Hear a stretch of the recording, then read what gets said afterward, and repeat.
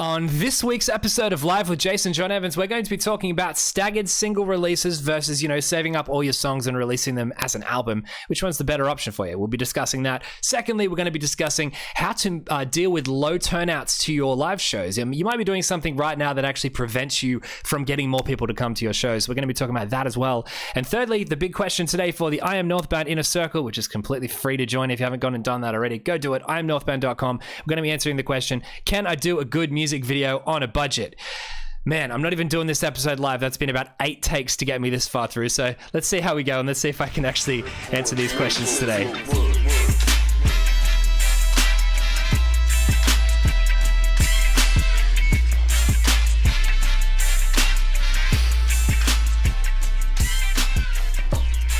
What is up? Welcome. Thank you so much for joining me today. I hope you're doing fantastic. I always like to ask you, how's your week been? How's everything in your world right now? I hope things are doing well. I'll give you a few seconds now to answer. So how's your week? Wow. That's really cool. Hopefully you gave a positive answer. That would be so unintentionally sad if you said your week was bad and I'm like, wow, that looks so sarcastic. Hopefully your week is doing fantastic. I'm doing good. Thanks for asking back. I left that little space there for you to ask it back. And if you have any manners, you would have asked me how I was too. I'm just kidding. Things have been good here. I'm still not doing these shows live. I mean, today's been proof enough as to why I probably shouldn't be going straight into live shows, because it took me about 8 takes to just get through the intro. I kept making mistakes. But then again, I mean, my mind's kind of everywhere at the moment. A really cool thing, though, I tell you, I promised that I would not be one of those people that just spam their babies online. But Julia, my daughter, smiled for the first time yesterday, and I managed to capture it on film. It was the most amazing thing that I've ever seen in my life, and it was just, oh my goodness, I've never seen her smile like that before. And I tell you, that's my favorite. If you're gonna ask me what's my favorite part about being a dad, that was it yesterday. So I've been spend most of my time just watching that video over and over and over again, because my phone is full of recordings of her doing absolutely nothing, because I'll be videotaping her just in case she does something, and she just doesn't, because she's a baby or a newborn baby. They just don't do things on command as much as you want them to. But her the other day, I just hit record, and all of a sudden it was like, bam, there it is, huge, big, massive smile out of nowhere. It was the most amazing thing ever. Other than that, I'm going to take these headphones off. I don't even need them. I don't even know. I know why I had them. It's because I need to hear when the intro music is. And I thought maybe I could listen to my mic through the headphones. But it turns out the delay's there, and it's insufferable. So I'm going to be doing it just as normal. But my time has been put back into the 4-Dimensional Songwriter, the book. I'm so excited to get it out. I tell you, I finished the other day the first draft. Now, the first complete write through. And the way I've written it, I've kind of just I've written individual chapters, and then I've kind of gone over them and decided that they were finished enough to move on to the next chapter. So I kind of have been drafting it as I go, but this is the first time that I did all of the chapters and then compiled them into one document. And now I've just been reading through and adjusting things as I go. But I tell you, we're getting towards the final stretch here. It's almost done. I'm so happy with the information in it, and I really, really know. I was gonna say I think, but I know it's gonna make a difference in the way you go about approaching your music dreams. It's everything you need to know to dominate this new music industry. That's for sure. Now, I'll tell you now, I'm doing better at getting these shows sorted, because my computer is muted, my phone is muted. But let's just see what the next technical difficulty is going to be that's going to pop up and get me.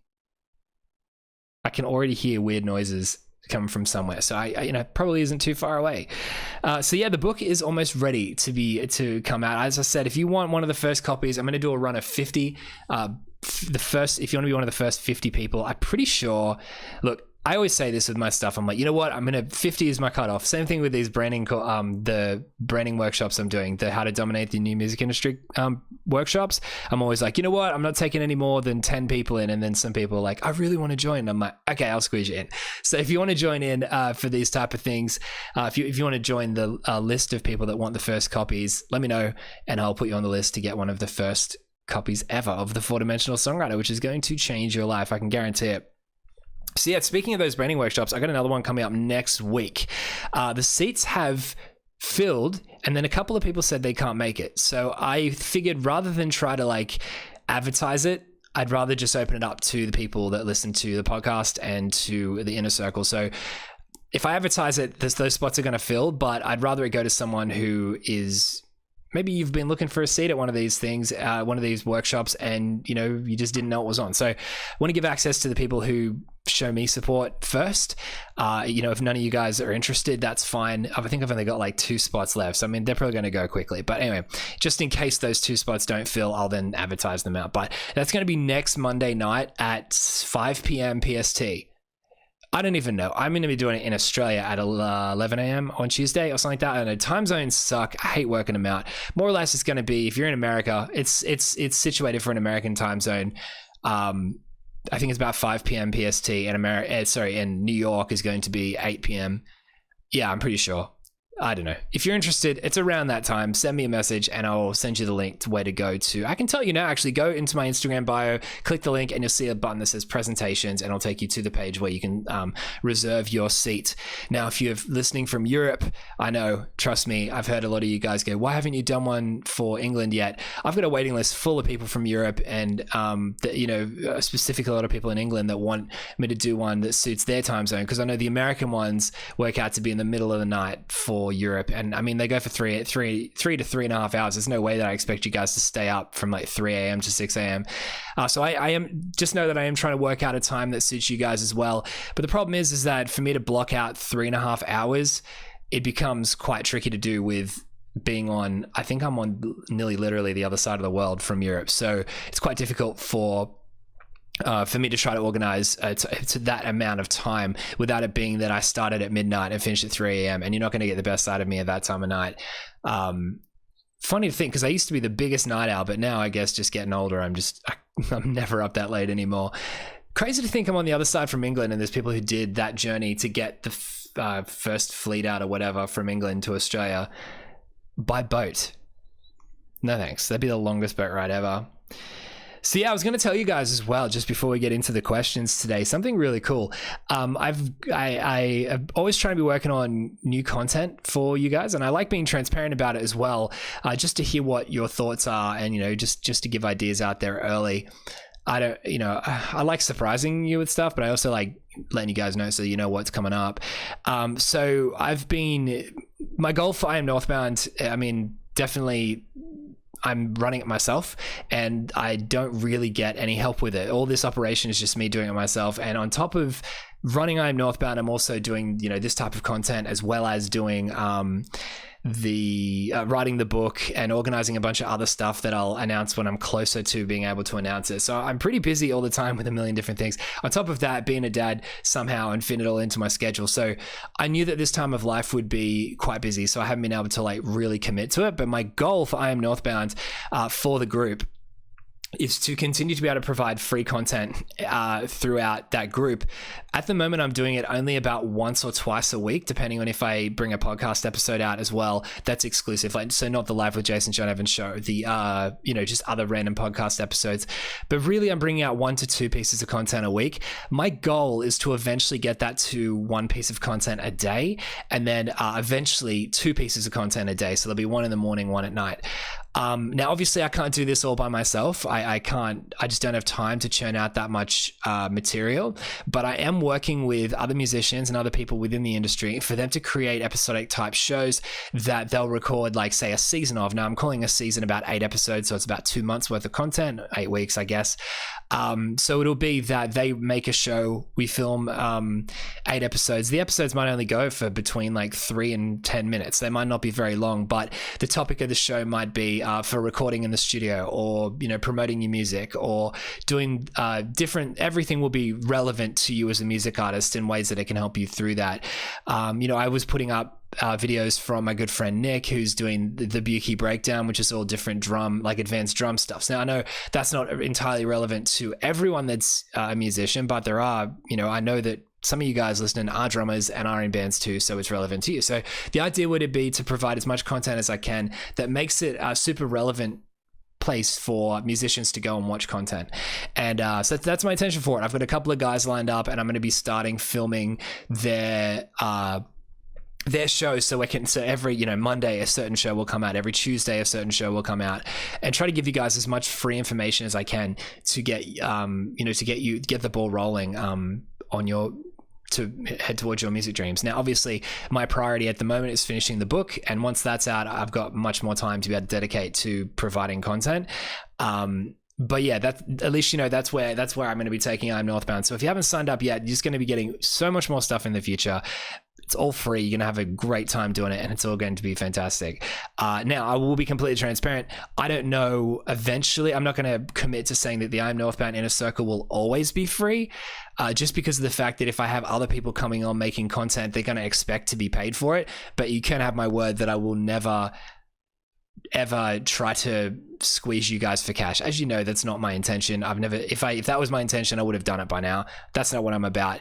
If I can keep the cost down to like $1 a week, that would be fantastic, because that way you could flick your subscription goes to the people who make the content. They get paid for making it, and it costs you nothing. You know what I mean? But then again, like if it helps you reach your music goals, how much is it worth to you, But as I said, I'm never going to be charging an absolute fortune. You'll never say, hey, join now for one easy payment of $49.99. Then it's a weekly subscription of $99.99 or something stupid like that. It's all about trying to help you in the best way possible. But regardless, I had an idea for another piece of content that a little while ago that I've been refining and working out. And I'm really, really starting to get on path with how I think it's going to be great. So there's so many services out there in the world, like on Fiverr specifically, of people saying that they can help your promote your music for next to nothing. And like any musician would be like, does that work? Like, does that really work? Like this person is like saying that they could, one person will say, hey, for $14, I can put your music on like blogs that have millions of people worth of traffic come through them, and it give you great exposure. Now, I don't want to turn this content into like a review style, so I'm not going to be like naming and shaming people if it doesn't work. But then a part of me thinks like I wouldn't ever want to, I'm never going to recommend people to you that don't work either. But what I want to do is take a fictional band. I've got a song that I wrote for a TV show that never ended up it was a project that never ended up happening or going ahead. There's a word. A lot of times I don't get to the word I'm thinking of, so that, small victories.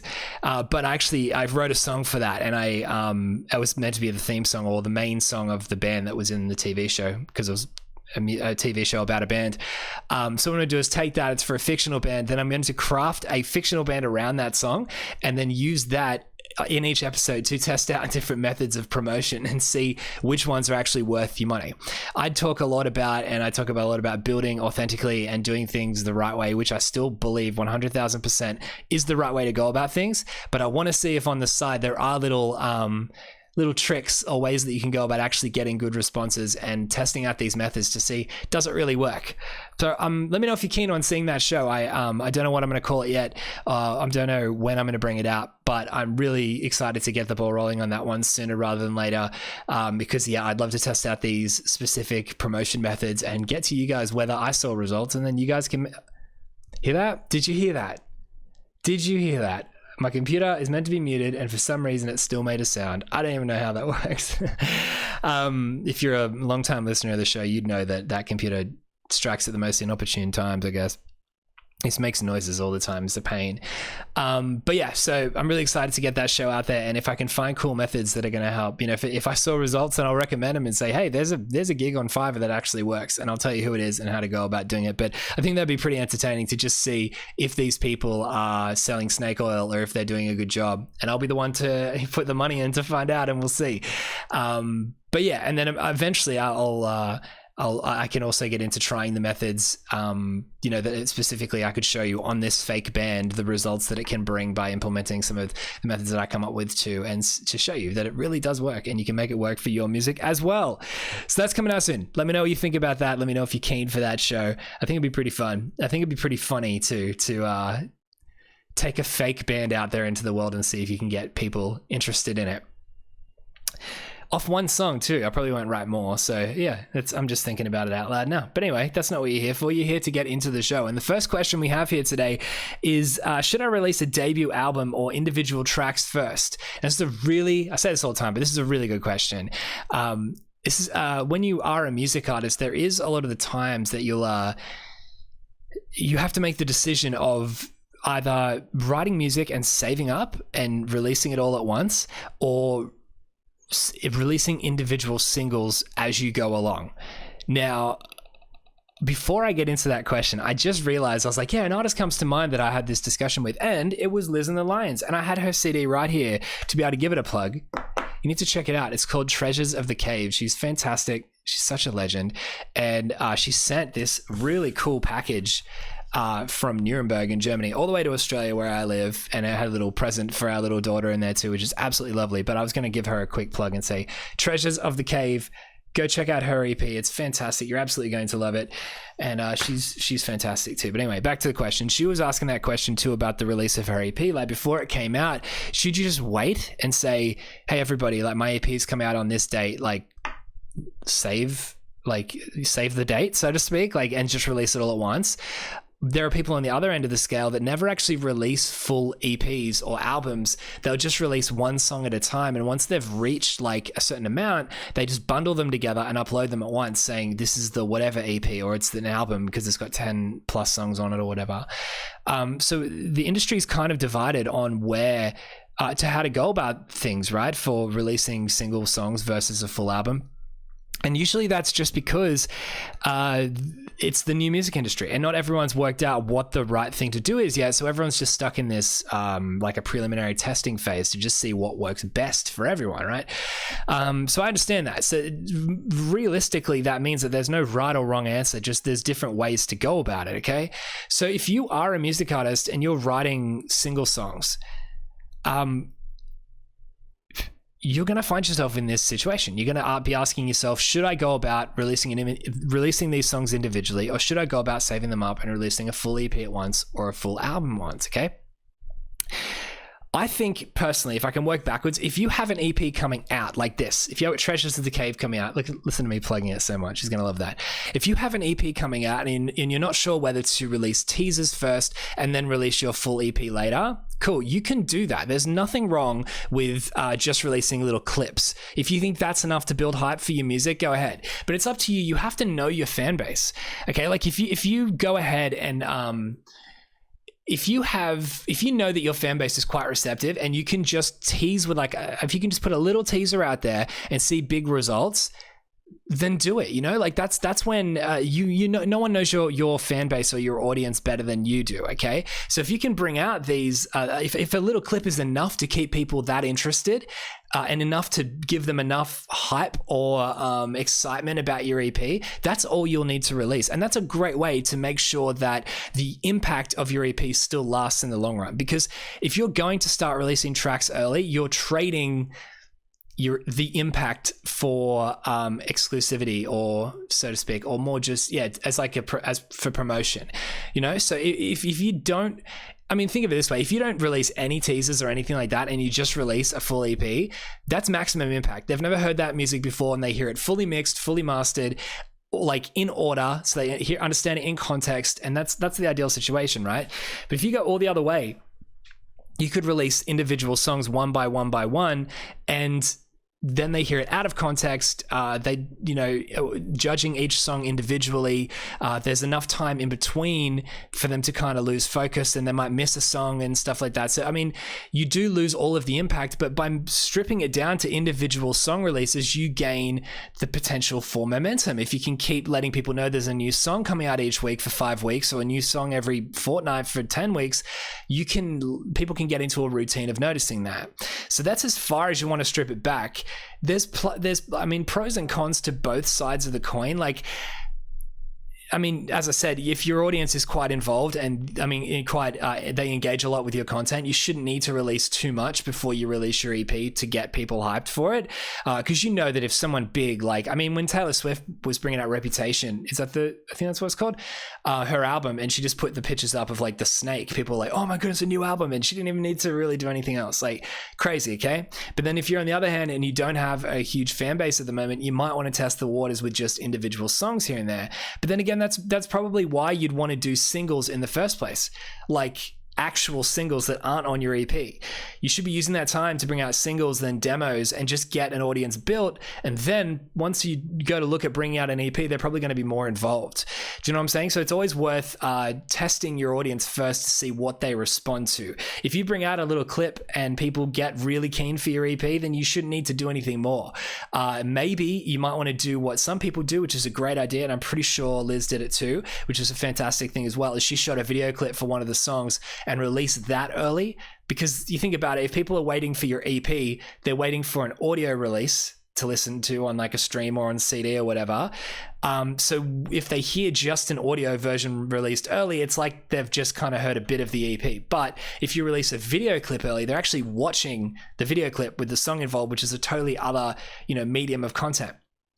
So that makes them feel as though that you're not kind of like leaking the EP away. It still has impact, but you've seen the video clip for the song first. So you're really just adding more context and more power and impact to that song, because when they now hear it on the EP in context, they'll think of the video clip at the same time. So think about doing it that way. If you can think about the way you released your song, that's the best way to do it for you, is test the waters first, find out what your fans are responding to, what your audience is responding to, find out what is enough.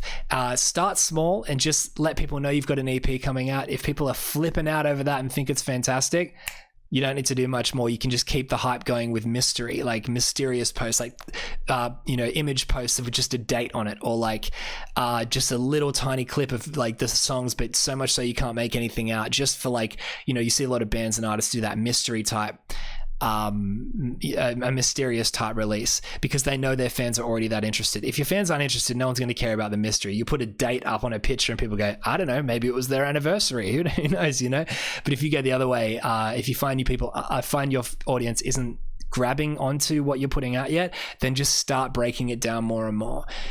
I do recommend more than anything, though, that you don't, under any circumstances, release one song at a time, just because, like, if you're just doing that just because, I mean, you can do what you want, really, when it comes down to it. But I personally wouldn't recommend to release, 10 songs, then just gather them together and say, here's my album.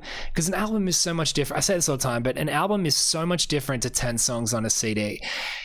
10 songs on a CD is just that. It's just from 10 different walks of life that doesn't make any contextual sense. There's no there's no linear nature through it to understand. There's no journey. There's no balance or anything like that. Albums are an entirely different thing. They're a body of they're a body of work. So the way to say it, but they're important, and you need to put a ton of effort and energy, and everything on your albums needs to be gone through with a fine-tooth comb, and make sure that the track order is correct for the way that it moves the listener, as far as energy levels go, and as far as in the intensity of the music, how it flows. That's it, the flow state of the album, that needs to be considered.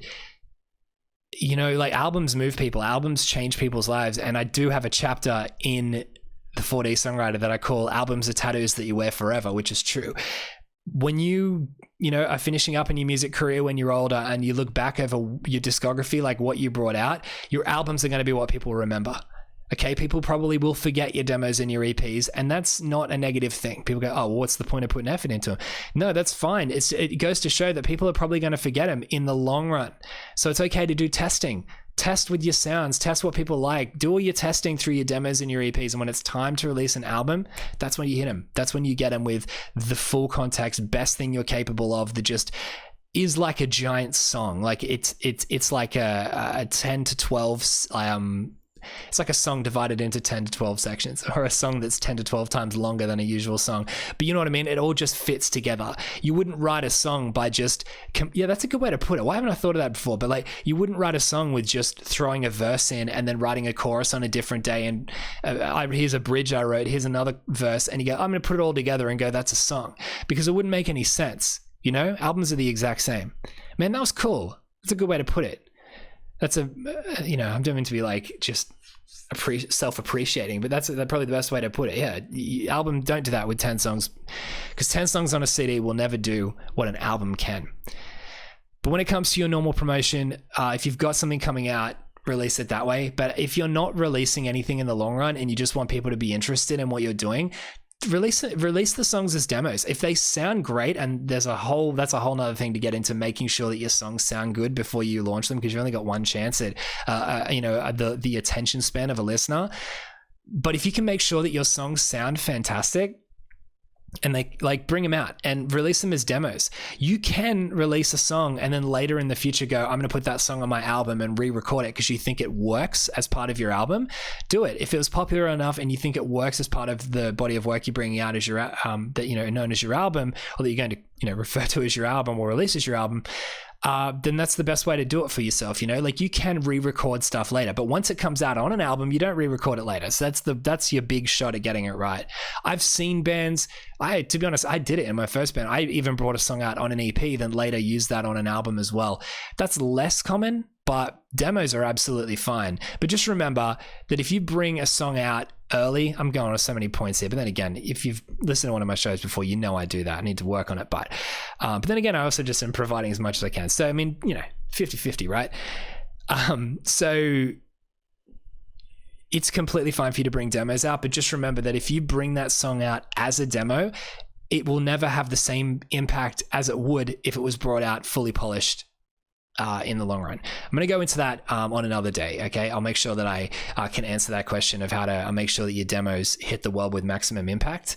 But I've got a chapter dedicated to that in my book as well. It's really, really important, okay? But definitely for now, it's okay to re-record demos again for albums. They'll just lose their impact. If you're bringing something out, test the waters with your fan base, find out what they're interested in, find out what's resonating with them, and keep at that level of teasing. I was going to say teasement. That's not even a word. But if you're teasing for a new EP or album coming out, find out what resonates and stay there. Don't give too much away and don't give too little away, or you're not going to get people interested. Okay?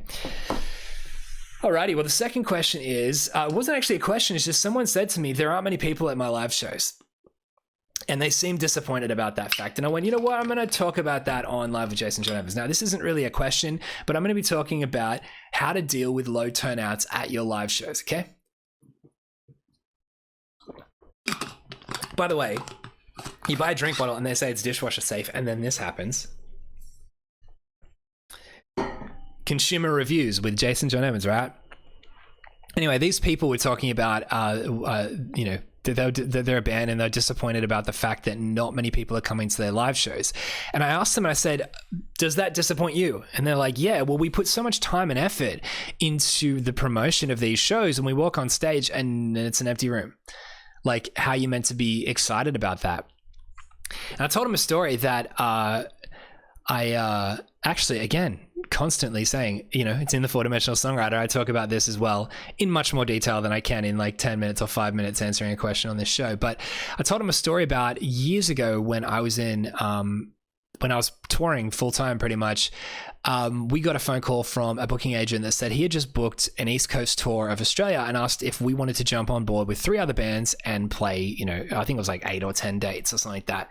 And most of these shows were in large or capital cities, like big cities, except there was one show that was booked in a small country town. And I remember one of the bands that we were going on the road with kind of complained about this to the booking agent and said they didn't want to play it because they thought that no one's going to be there. It's a small town, so there's not much chance of people coming to the shows. So what's the point of playing it? The other bands heard them say that and were like, yeah, they're right. Like, I mean, if we're playing big capital cities, there's more chance, like there's a lot of people in those towns, there's a more chance of bigger shows, which I guess like makes sense on like a logic level, but it doesn't work in the actual execution of it, because I found personally that my band never turned down a show. If we got asked to play, I mean, especially in the early days, we didn't care if we're getting paid or not. It didn't matter. Once we started doing it more full time, it did. But we just didn't turn shows down. So we never, like, if we got asked to play some small country town that other bands would laugh at us accepting, going, why would you ever want to go out there? That's in the sticks. No one's out there. It's like not worth going to. Those were the funnest shows of our lives because those people are so thankful for you coming through and playing their town, because it's like a bit of a drive to get there and it's a small town and no other bands really go there. So they're super loyal and super passionate. They were some of the best shows I've ever played. And we developed, like, the reason we ended up building the fan base we did were pretty much because these small country towns were like the pillars. Anyway, So back to this tour, they gave us this idea of like, you know what, there's going to be, it's an East Coast tour, and we want you to play all the shows, and there is one small country town booked. Now, as I said, these other bands said they didn't want to play it because they said it's not worth it. And the booking agent pretty much said, tough luck. I need to find a way to fill that night. And would you rather just not play a show at all? And they were like, oh, I guess I may as well. There might be like a couple of people there, blah, blah, blah.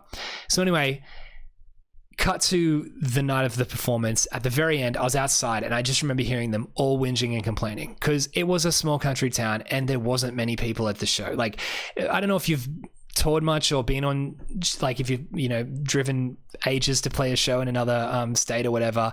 That isn't me flexing. I'm just saying, if you know exactly what I'm talking about, if you've done this. Sometimes it might just be local and you know this, but you spend ages promoting it, you get there and no one's there. Like, if you play, you're playing to like an empty room that only has like the other bands that, you know, if there's a local band playing, you're playing to them and their girlfriends and like the sound man and the bartender and maybe like a couple of people that saw the flies around town, you know, like it's pretty much an empty room. And that's what, you know, sometimes happens on tour. Like, it's just sometimes the turnouts aren't great, especially in the beginning. So anyway, we played this small country town, and these bands were just super disappointed in what went on. Rewind to the start of that night. I watched two of the, you know, the run sheet was two of the bands. We were the third, and then one of the other bands headlined. And the two bands on before us were both visually on stage disappointed at the turnout. They like would play through their set like it was a race. Like they didn't interact with the crowd. I'd seen these bands play. We'd been on tour with them. We saw them play every night. This was not how they performed. They didn't play with this level of apathy ever, right? And here they are on stage not caring about the audience. They don't care about who's in the crowd. They just want to get through their set quickly so they can get off stage, say they played, and go drink beers. We, on the other hand, tried to approach playing live with a different approach, like a different mindset. Yeah, we would be like very thankful for the fact that if I mean, who cares if there's like 5 people in the crowd? If those 5 people didn't come, we'd be playing to an empty room, and that would be worse.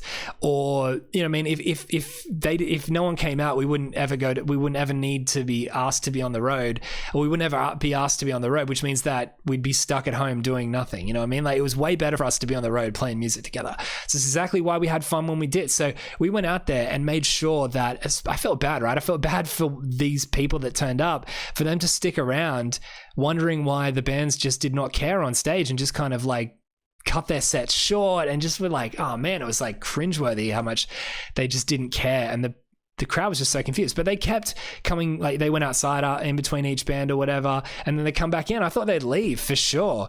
But anyway, so we go on stage and give them the best show we can. We played to that room like it was full, even though there wasn't that many people in there at all. And they all had so much fun. Like, everyone in the crowd, their faces lit up. They're like, wow, they could see that we respected them being there. I was joking around with them, having fun on stage. You know, they really enjoyed the show that we gave them, which is really cool. And so, you know, I had figured that once we got off stage, that little, you know, that little pick-me-up was going, I mean, maybe that little show was going to provide like a pick-me-up for the band after us, and maybe they'd see that the crowd was in a good mood, and that they'd have fun too and make the best of, which is, you know, wasn't an ideal situation exactly, but it didn't. The last band got on stage and they were the exact same. They didn't care. They just wanted to play through the set. They didn't interact with the audience, blah, blah, blah.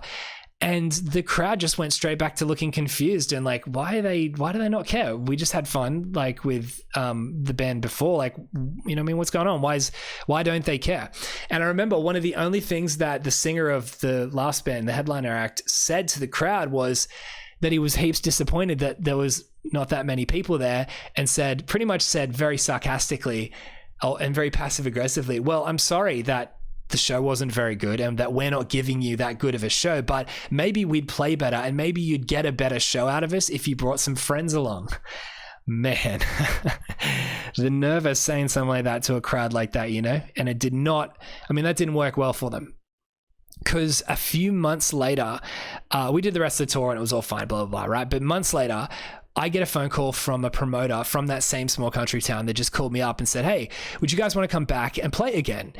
And I was like, oh, okay, like, yeah, definitely. If you'll have us, like, as I said, I didn't turn down shows. Like, if you have us, we definitely would love to. And yeah, and so we decided to go back and play that show. Now, I told the rest of the band, and we were all on the same page. We're like, hey, we'll probably drive out there and it'll be no one again, but you know, whatever. It's a show. We get to go out and play music.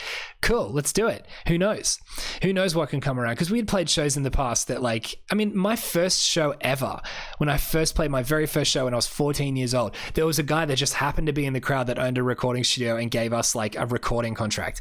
Crazy. Like, and that's changed that's what just set me for the rest of my career, being like, play everything, because you never know who's in the crowd. If there's 5 people there, you just don't know who one of them is or what connection one of them has, right? And that's what it turned out to be with this. So they called me up and said, do you want to play again? And I was like, yeah, for sure. So we went back and we played this. We went back to play this show, and we arrived in the afternoon, loaded our gear in, and we were like, you know what? You know, it's nearly dinner time. How about we go find somewhere to get some food, eat some dinner, then come back for sound check? And as we walked around the city, it didn't look, I mean, the city, what am I talking about? It's a small country town that had like 5 streets. It was very small. But as we walked around, we were like, I mean, there's more than 5 streets, but you know, everything was shut. It looked like it was a ghost town, like it was abandoned. And we were talking to each other going, there probably is not going to be that many people tonight, but who really cares? Let's just give it a go and see what we can do. So anyway, show comes around, the show's that night, sorry. So we're walking around and we walk around the corner and say, oh, here's a pub that we can get some dinner at. And we're like, I wonder if it's even open, because everything else is shut. Turns out the pub was open. And as we opened the door, could hear straight away that there's a bunch of people inside the pub. It was like this was where all the town was. And walked inside, and as soon as we came in, this guy like made eye contact with us and just walked straight at us. And I was like, oh, I figured, like, because obviously, presumably in a small town like that, everyone knows one another. I saw some guys that like weren't familiar and was like, hey, I'll make them feel welcome, right? So he comes over and he's like, hey, what can I do for you, sort of thing. And I was like, oh, we're just looking to get some dinner before we have to head out. And the guy was like, oh, okay, cool. No worries. There's a restaurant out the back. So I was like, cool. If you just point me in the direction, I'll know where to go. And he said to me, he's like, no, I'll walk you through there. And I was like, oh, Southern hospitality, right? Or country hospitality, whatever. These guys are so nice. This is really cool that these guys that this is being so friendly. And like, I was thinking like, no one's coming to the show, blah, blah, blah. This pub's full, but like, I didn't think any of them were coming to our show. And as we were walking past, these like people started being like, how you doing? Like high-fiving us and stuff and being heaps friendly. And as I walked through to the back area, I said to the guy, I was like, oh, thanks so much for showing us where the restaurant is. Everyone's so nice here. Like this is, maybe we should come here more often. It's a really cool place. And he's like, yeah, man, everyone's here to see you guys play. And it just completely shocked us, right? Because we thought no one was coming to the show. The town looked abandoned and no one came last time. But it turns out that was one of the venue was packed that we played that night. We played in this whole thing. It was full and people were outside watching through windows and stuff. It was crazy. And I asked the guy, what happened? Like, what went on? Like, why were there so many people there? And it turns out at the first show we played, the people that came to the show were just like 5 people from town. But because we gave them the respect that they deserved and gave them the show that they deserved, one of them ended up buying our EP and lent it to anyone in the town that wanted to hear it. And it turns out they lent it out. It's not a live with Jayson John Evans show if there's not a piece of hair in the air, right? Turns out they absolutely loved sharing our music around to people because they loved the respect that we gave them, okay? And that's what mattered. All the other bands that played, no merchandise of theirs got bought that night. And but one of them bought our EP. Now they gave our EP out to everyone and everyone just burnt themselves a copy. So yeah, technically our, I guess, success in that town was built off music piracy, but who cares, right? Like I didn't care about the money. I don't care about the sales. I care about the fact that these are people that came to our shows later and supported us in the long run, right? I wouldn't care about getting $10 off them for our EP in the beginning, especially when you can make bigger things happen in the long run. So this show was massive and it was packed, and all because of the fact that we showed the first 5 people the respect they deserved for turning up. Now, I understand, like, if you play shows sometimes and you go on stage and no one's there, if the room's empty or if there's just a few people there, you can be disappointed. I mean, it sucks putting in all your time and effort into promoting something and no one be there. I mean, a lot of the times there are a lot of bands, and I mean, I'm not saying this to have a shot, because I mean, I would find that we'd fall into that trap every now and then, but sometimes you can get to a point where you're like, I shouldn't need to promote my shows because I've been around long enough. People know who we are. They'll see a poster and they'll just know, like, people just know about us playing. But then you can't get annoyed if no one's there because you didn't promote the show correctly. But it does suck when you actually do put in the effort to promote a show and no one turns up. That's just how life can be sometimes, right? But why take that out on the people who did show up? You know, the people who did show up are the ones that actually put the effort in. It may look like an empty room to you on stage, but it does not look like an empty room to the person in the crowd, okay? Like they're just watching the set pretty much like they would if there were more people in the room. Their focus is on you on stage, okay? They're not really watching the set, looking around going, wow, what an empty room. I mean, think about your perspective. If you went and saw a band that you liked and it was empty, wouldn't you be like happier? Because you'd be like, wow, it's like a private show. Like I can really just take it all in without being pushed around and have to deal with a lot of people. So if anything, they're going in happier because they really like, wow, this show's just for me. So give them that show. And it was because we did that this band went and like told everyone about us and told the whole town, you've got to come see them play next time that they come through. And that's why every time we played that country town, there was sellout shows. And like to the point where people were like watching from outside through windows because they couldn't fit them inside the venue, all because of the fact that we showed respect. That cost us nothing and it brought big results. Now, the other bands that we toured with, it didn't take long for them to find out about the fact that we played this show and it was so big. And I mean, one of them was like, wow, well, you know, I guess they're a little bit blinded by the ego thinking and being like, well, we could do that too. Obviously, there's more people going to live shows there now, so we'll put our own show on there. And they did, and they promoted it. They put a lot of promoted with everything they had, put their heart and soul into promoting this event. And unfortunately, the poor dudes didn't get anyone to their show because it turns out word spread for them just as quick as well about how much they didn't show anyone any respect, about how much they told they were the band that told the crowd, like, we would have given you a better show if you brought more people. No one wants to hear that. And like, no one's going to want to see your band if you be disappointed. You don't have to be that rude on stage, but you can just be disappointed by like not giving them the same show you would have if there were more people in the room, because you're pretty much saying to them, the support that you're showing me isn't enough for my standards, and I want you to show me more, or I don't give you the show you want, which is just like the last thing a supporter of yours wants to hear. And that just pushes away all of your fan base that have like put so much effort into supporting you to get you to where you are in the first place, you know? So just think of it that way. This band went and played that show. No one was there. It was like empty. They ended up started fighting with one another about whose fault it was that no one came. And then that just started a snowball effect of inattention within the band.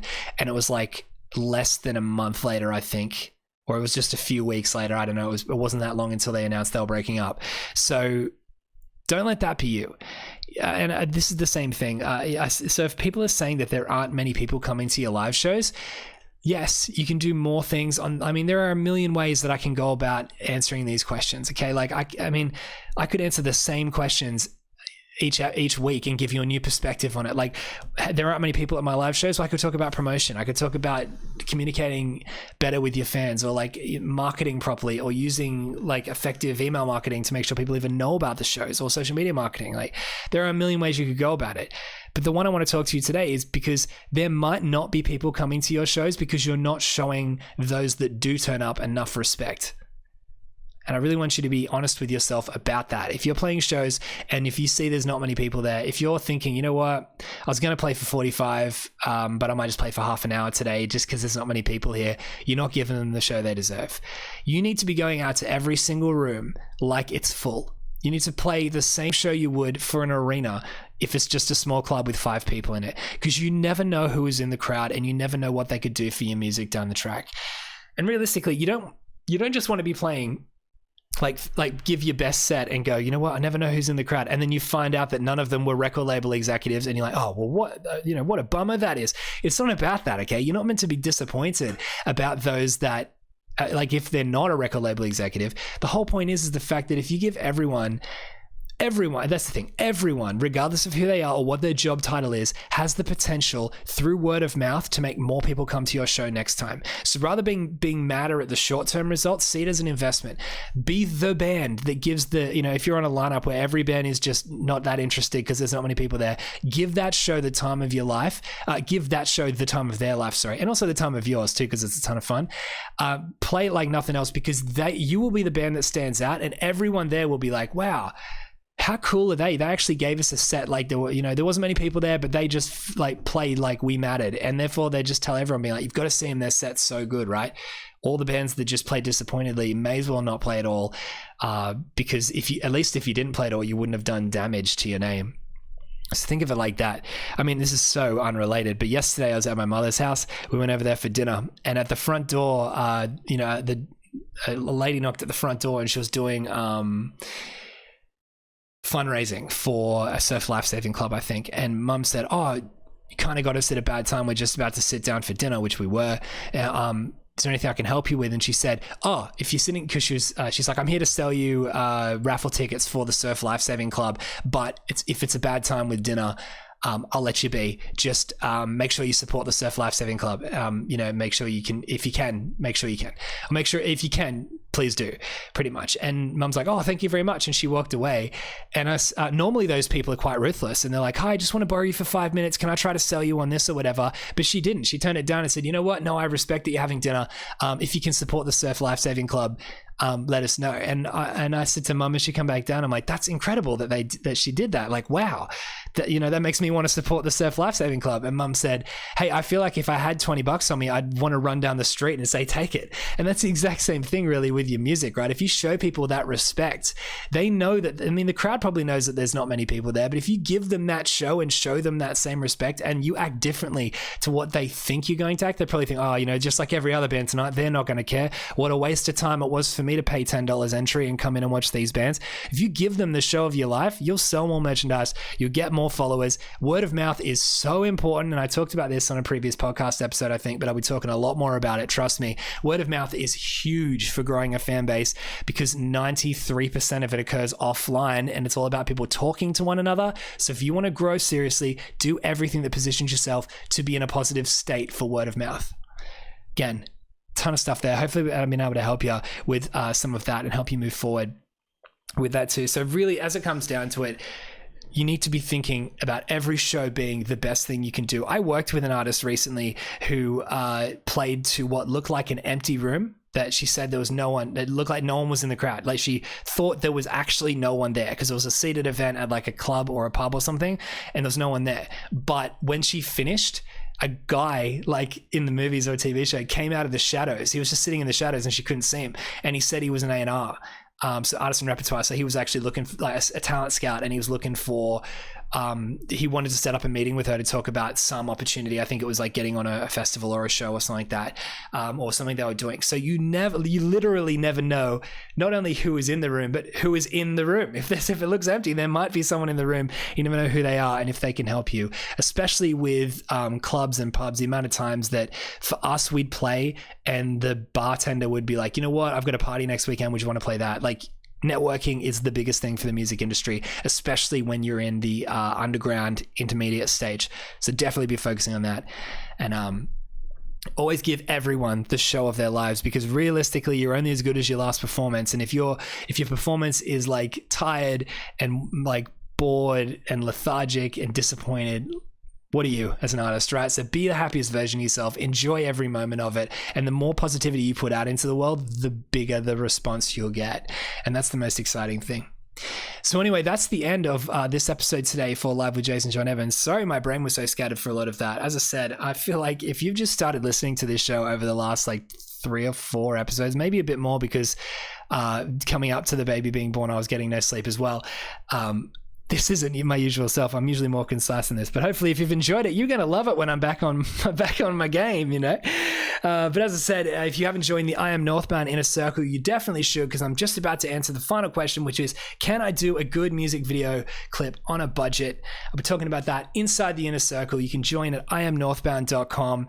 If you're listening to this on the podcast, it's a video, so you can go to iamnorthbound.com and sign up. As I said, it's free. If you get in now, it won't cost you anything. You just get access to all of the data, so all of the videos and stuff.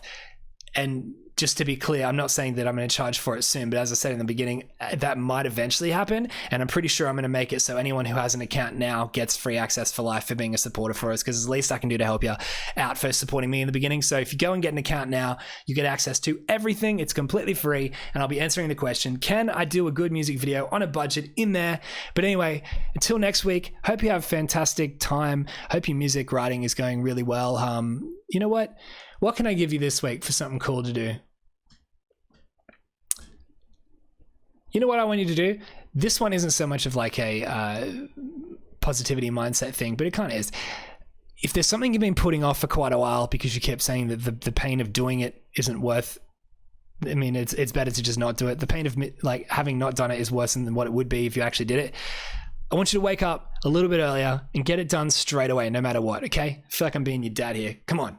Get up, do your job. Whatever you've been putting off, get it done. If it's for your music career, even better. If you've just been hesitating on emailing someone, do it. If you've thought about, you know what, I don't know if I really want to send it, really want to try to get on that festival that comes through town, but I just don't really want to have to make that phone call because what about it? What if the fear of rejection, what if they say no? Do it. Go do it. I want you to do it. And then I want you to email me, send me a DM, and let me know how it went for you. Every time I put these little challenges out, you guys have some cool stories about them. So I want to hear them. I want you to send them through and let me know what it does for you, because I can guarantee something big is going to happen. If you just do it, right? What is that really old meme now? The Charlotte, how do you say his name? Transformers Shia LaBeouf? Whatever. His just do it thing. If you just do it and go out there and send a message, make something happen in the world, you are asking for big things to come your way. As I've talked about in the past, my brother sent an email randomly that I would have put $100,000 on the fact that it would be a rejection, and it turns out that he emailed one of our favorite rappers, and the rapper was like, yeah, I'll collaborate with you guys for sure. And we got him on one of our tracks. Crazy. All because he sent us an email. So I want to see what it does for you. Send an email. Make a phone call, even if it's just cleaning your house because you've wanted to do it. Get up and do it, and just feel the relief of when you actually get it done. And that's just going to start that snowball effect of making bigger things happen in the future.